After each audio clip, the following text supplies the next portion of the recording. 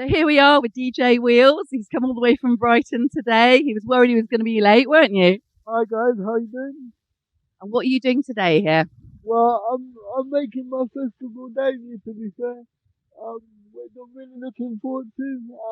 It's going to be an amazing experience, and I hope people enjoy my set. I'm sure you will. And we're going to catch you after your set as well and have a little chat with you about the music. But before, I just want to talk to you a little bit about your life, if that's all right, because he is a star, this man. So just tell us about your challenges, but also your achievements as well and your adventures. Okay, so I'll try and keep it short and sweet. Um, I grew up with cerebral palsy from birth.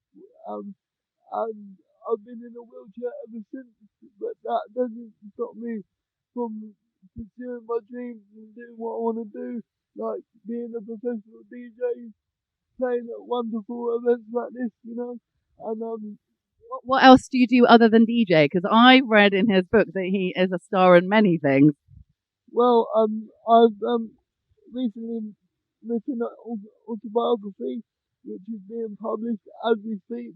And I've done various things from sports to international level.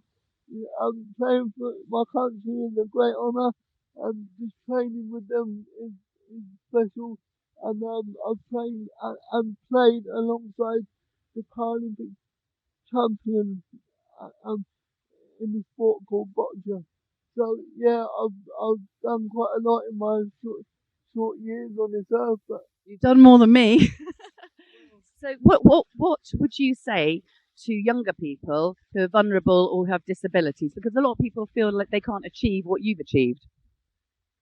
they can, they just have to put their mind to it and change the way they think and think that their disability is actually their ability rather than thinking on a negative term, which is what I've done and changed my mindset. And if you want to know more about that, I've written quite an extensive part of that in my book.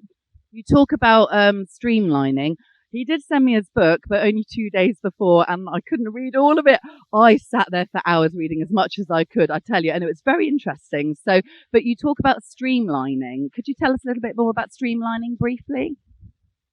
Yeah, you just have to be focused, have in mind what you want to achieve, and then as long as you don't put too much pressure on yourself, let it all happen naturally. Yeah, it comes to you. You're a great believer in making a plan, a life plan, though, aren't you? I mean, making a plan is essential, especially if you're differently challenged like myself. There's a lot of planning that goes into what I want to do. So I'm always maybe 6 months to a year ahead. I can see where I want to get to, but I just plan it that little bit extra to make sure it's achievable. And in your book, you did mention sort of there are sort of gaps in the system. Is there anything that you'd like to say to Boris right now? Boy, sort it out, mate. If there wasn't people like me trying to be a role model, the country would be in a much worse state than it is right now.